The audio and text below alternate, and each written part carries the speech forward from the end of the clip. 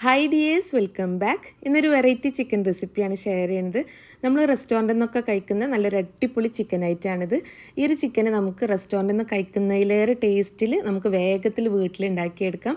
ഈ ഒരു ചിക്കന് ഞാൻ 2 ടീസ്പൂൺ ഓയിൽ ഉണ്ടാക്കിയെടുക്കുന്നുണ്ട്. അതുപോലെ തീരെ ഓയിൽ യൂസ് ചെയ്യാതെ ഉണ്ടാക്കിയെടുക്കുന്നുണ്ട് കേട്ടോ. അപ്പോൾ 2 രീതിയിൽ ഉണ്ടാക്കിയെടുക്കുന്നുണ്ട്. അപ്പോൾ ഈ ഒരു വീഡിയോ നിങ്ങൾ കണ്ടു നോക്കുക. ഇഷ്ടമായാലും ലൈക്ക് ചെയ്യാനും ഷെയർ ചെയ്യാനും മറക്കരുത്. ഒരു 1.25 കിലോ ചിക്കനാണ് കേട്ടോ ഞാൻ എടുത്തിട്ടുള്ളത്. ചിക്കൻ ഇതുപോലെ കുറച്ച് വലിയ പീസായിട്ടാണ് കട്ട് ചെയ്തെടുത്തിട്ടുള്ളത്. ചിക്കന് നമ്മൾ നന്നായിട്ട് കഴുകി വൃത്തിയാക്കിയ ശേഷം നന്നായിട്ട് കത്തി കൊണ്ട് വരഞ്ഞു കൊടുക്കുക. ചിക്കനിൽ നന്നായിട്ട് മസാല പിടിക്കാൻ വേണ്ടിയിട്ടാണ് നമ്മളിങ്ങനെ ചെയ്യുന്നത്. അപ്പോൾ ചിക്കൻ നമുക്ക് മാറ്റി വെക്കാം. ഇനി നമുക്കിതിലേക്ക് വേണ്ടിയിട്ടുള്ള മസാല റെഡിയാക്കി എടുക്കാം. അപ്പോൾ നമുക്കിതിലേക്ക് ആദ്യം തന്നെ വേണ്ടത് കുറച്ച് കട്ട തൈരാണ് കേട്ടോ. അധികം പുളിയില്ലാത്ത കട്ട തൈര് തന്നെ എടുക്കുക കേട്ടോ. അപ്പോൾ തൈര് ഒരു 1/4 കപ്പാണ് എടുത്തിട്ടുള്ളത്. അപ്പോൾ അത് നമുക്കൊരു ബൗളിലേക്ക് ഇട്ട് കൊടുക്കാം. ഇനി നമുക്കിതിലേക്ക് മെയിനായിട്ട് വേണ്ടത് ക്രീമാണ്. അത് നിങ്ങൾക്ക് ഫ്രഷ് ക്രീമോ തിക്ക് ക്രീമോ ഏത് ക്രീം വേണമെങ്കിലും യൂസ് ചെയ്യാം കേട്ടോ. അപ്പോൾ ക്രീമും നമുക്ക് 1/4 കപ്പ് തന്നെയാണ് വേണ്ടത്. അപ്പോൾ ക്രീമും കൂടെ ഇട്ട് കൊടുക്കുകയാണ്. 1 ടേബിൾ സ്പൂണ് ഇഞ്ചി വെളുത്തുള്ളി പച്ചമുളകും കൂടെ അരച്ചിട്ടുള്ള പേസ്റ്റായിട്ട് ചേർത്ത് കൊടുക്കുന്നത്.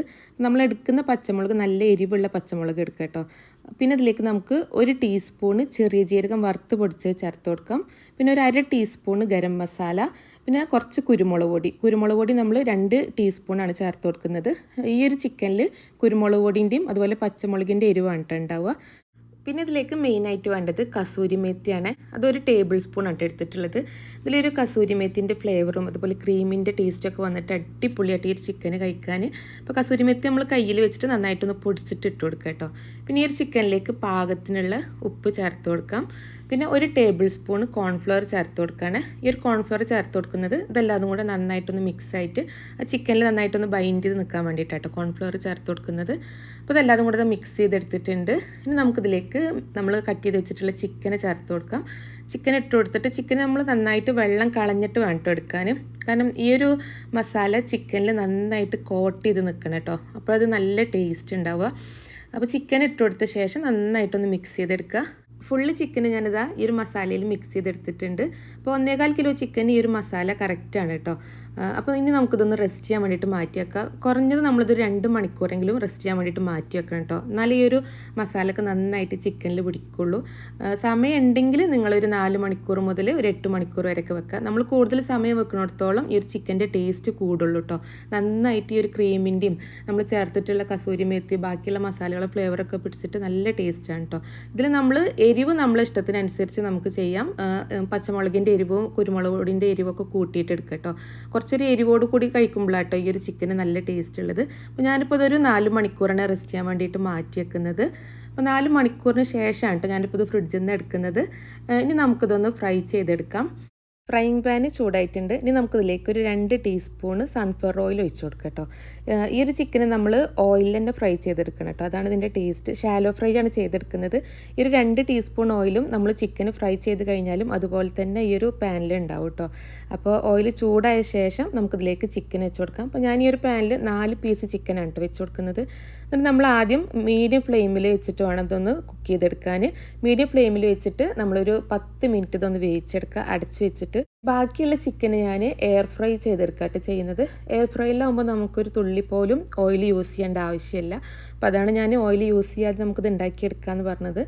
അപ്പോൾ എയർ ഫ്രൈയറിൽ ഞാനിതൊരു 10 മിനിറ്റാണ് കേട്ടോ ഫസ്റ്റിൽ വെച്ച് കൊടുക്കുന്നത്. 180 ഡിഗ്രിയിലാണ് വെച്ച് കൊടുക്കുന്നത്. പാനിൽ ഫ്രൈ ചെയ്യാൻ വെച്ചിട്ടുള്ള ചിക്കന് ഒരു ഭാഗം കുക്കായിട്ടുണ്ട്. ഇനി നമുക്കിതൊന്ന് മറിച്ചിട്ട് കൊടുക്കാം. ഈ ഒരു ഓയിലൊക്കെ ചിക്കനിൽ നിന്ന് ഇറങ്ങി വന്നിട്ടുള്ള ഓയിലാണ് കേട്ടോ. അപ്പോൾ നമുക്ക് മീഡിയം ഫ്ലെയിമിൽ വെച്ചിട്ട് തന്നെ ഈ ഒരു ഭാഗം കൂടെ ഒന്ന് ഫ്രൈ ആക്കി എടുക്കാം. അതുപോലെ തന്നെ ഇതാ എയർ ഫ്രൈയറിൽ ഒരു 10 മിനിറ്റ് ആയപ്പോൾ എയർ ഫ്രൈയറിൽ നിന്ന് ഞാൻ ആ ഒരു ചിക്കൻ എടുത്തിട്ടുണ്ട്. ഇനി ഇതിൻ്റെ മറ്റേ ഭാഗം കൂടെ ഒന്ന് ഫ്രൈ ചെയ്തെടുക്കണം. അപ്പോൾ ഒന്ന് മറിച്ചിട്ട് കൊടുത്തിട്ട് ഒരു 10 മിനിറ്റും കൂടെ വെച്ച് കൊടുക്കാം. പാനിൽ ഫ്രൈ ചെയ്യാൻ വെച്ചിട്ടുള്ള ചിക്കന് റെഡി ആയിട്ടുണ്ട്. ഈ ഒരു ചിക്കൻ്റെ 2 ഭാഗം നന്നായിട്ട് ഫ്രൈ ആയിട്ടുണ്ട്. ഈ ഒരു ചിക്കന് ഫ്രൈ ചെയ്തെടുക്കാനും 20 മിനിറ്റ് തന്നെയായിട്ട് എടുത്തിട്ടുള്ളത്. ഈ ഒരു ചിക്കന് നമുക്ക് ഈ ഒരു പാനിൽ നിന്ന് മാറ്റി വെക്കാം. അപ്പോൾ നമ്മൾ ഫ്രൈ ചെയ്യാൻ ഒഴിച്ചിട്ടുള്ള ഓയിലൊക്കെ അത് അതുപോലെ തന്നെ ഈ ഒരു പാനിലുണ്ട് കേട്ടോ. ഇത് നമ്മൾ പാനിൽ ഫ്രൈ ചെയ്തെടുത്തിട്ടുള്ള ചിക്കനാണ്. ഈ ചിക്കന് കഴിക്കാൻ നല്ല ടേസ്റ്റാണ് കേട്ടോ. ഈ ചിക്കൻ്റെ പുറം ഭാഗം നല്ല ക്രിസ്പിയും ഉൾഭാഗം നല്ല സോഫ്റ്റുമാണ്. നല്ല ടേസ്റ്റുള്ളൊരു മസാലയാണ് ഇട്ടത്. ഇനി നമ്മൾ എയർ ഫ്രൈ ചെയ്യാൻ വെച്ചിട്ടുള്ള ചിക്കനും ഇതാ റെഡി ആയിട്ടുണ്ട്. അപ്പോൾ ഈ ഒരു ചിക്കൻ കഴിക്കാനും നല്ല ടേസ്റ്റാണ് കേട്ടോ. ടേസ്റ്റിന് 2 ചിക്കനും മാറ്റമൊന്നുമില്ല. പാനിലാകുമ്പോൾ നമ്മൾ 2 ടീസ്പൂൺ ഓയിൽ ഒഴിച്ച് കൊടുക്കണമെന്നേ ഉള്ളൂ. എയർ ഫ്രൈ ആകുമ്പോൾ തീരെ ഓയിൽ യൂസ് ചെയ്യേണ്ട ആവശ്യമില്ല. അപ്പോൾ നല്ല ടേസ്റ്റി ആയിട്ടുള്ള മലായി ചിക്കൻ ടിക്ക റെഡി ആയിട്ടുണ്ട്. ഇത് നിങ്ങളൊക്കെ റെസ്റ്റോറൻറ്റിൽ നിന്ന് ഓർഡർ ചെയ്ത് കഴിക്കുന്ന ഐറ്റം തന്നെ ആയിരിക്കും.